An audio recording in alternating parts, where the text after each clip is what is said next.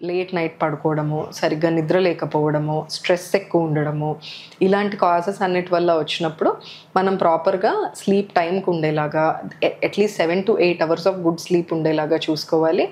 Dehydrate అవ్వకుండా రోజుకి ఒక 3 లీటర్స్ అన్న వాటర్ తీసుకునేలాగా చూసుకోవాలి. డయట్ హెల్తీగా ఐరన్ అవి బి12 ఎక్కువ ఉండేలాగా అండ్ యాంటీ ఆక్సిడెంట్స్ ఎక్కువ ఉండేలాగా, అంటే మనకి colourful vegetables and fruits red, orange, yellow ఈ కలర్‌లో ఉన్న ఫ్రూట్స్ అండ్ వెజిటబుల్స్‌లో యాంటీ ఆక్సిడెంట్స్ బాగా ఉంటాయి. సో అవి తీసుకునేలాగా చూసుకోవాలి.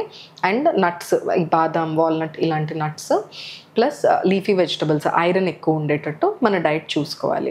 అండ్ ఎక్కువ జంక్ ఫుడ్, షుగర్స్ ఉన్న ఫుడ్, ఆయిలీ ఫుడ్, మసాలాలు ఉన్న ఫుడ్ తీసుకున్నా కూడా మనకు ఆటోమేటిక్‌గా బాడీలో ఆల్రెడీ హార్మోనల్ చేంజెస్ ఉన్న వాళ్ళలో అవి ఇంకా పెరిగి ఈ కళ్ళ కింద నలుపు అనేది పెరుగుతుంది. సో ఓవరాల్ ఒక healthy diet and life style maintain చేసుకోవాలి. రెగ్యులర్‌గా ఎక్సర్సైజ్ చేసుకోవాలి. ఇవన్నీ చేసుకుంటూ ఉంటే వేరే కారణాలు ఏమీ లేకుండా జస్ట్ ఐస్ ఒక్కటే టైర్డ్‌గా కనిపించే వాళ్ళకి అది బెటర్ అవుతుంది. సో వన్స్ ఈ డెఫిషియన్సీస్ కానీ, కాజెస్ కానీ అన్నీ ఇంప్రూవ్ చేసుకున్నాక నెక్స్ట్ వచ్చేసి ట్రీట్మెంట్స్ ఉంటాయి. ఈ ట్రీట్మెంట్స్‌లో ఏంటంటే ఫస్ట్ కొన్ని డీపిగ్మెంటింగ్ క్రీమ్స్ అంటాము.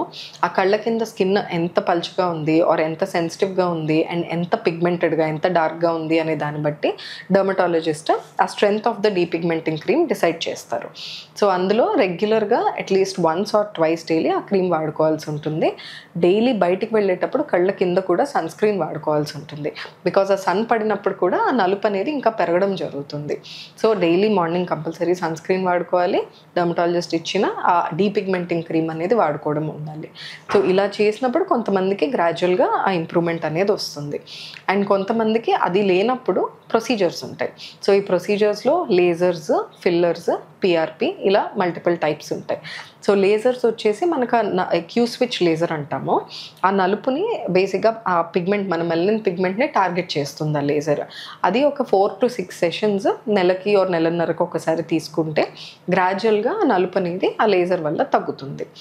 సెకండ్ పీఆర్‌పీ అంటాం. పీఆర్‌పీ అంటే మన ఓన్ బ్లడ్ సెల్స్‌లోంచి ప్లేట్లెట్స్ ఎక్స్ట్రాక్ట్ చేసి ఆ ఎక్స్ట్రాక్టెడ్ ప్లేట్లెట్స్‌ని కంటి కింద ఇంజెక్ట్ చేస్తాం.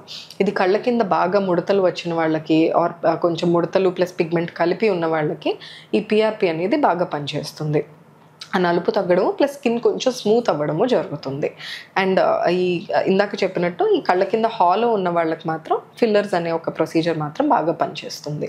అండ్ కొంతమందికి పిగ్మెంటేషన్ లైట్‌గా ఉంది అంటే కెమికల్ పీల్స్ కూడా mild chemical peels under eye చేసుకోవచ్చు. సో ఇప్పుడు ఎవరికైనా డార్క్ సర్కిల్స్ ఉంటే ఫస్ట్ మనం దానికి కారణం చూసుకోవాలి. మన లైఫ్ స్టైల్‌లో ఏం చేంజెస్ చేయగలమో చూసుకోవాలి. అండ్ దాంతోపాటు ఒకసారి డెర్మటాలజిస్ట్‌ని కలిసి ఏమేం క్రీమ్స్ వాడుకోవచ్చు, ఇంకేమేం చేంజెస్ చేసుకోవచ్చు అడగాలి. అండ్ ఫైనల్లీ ఇవన్నీ చేశాక ఇంకా మనకి ఇంప్రూవ్‌మెంట్ కావాలి అంటే ఇందాక చెప్పిన ప్రొసీజర్స్‌కి వెళ్ళొచ్చు.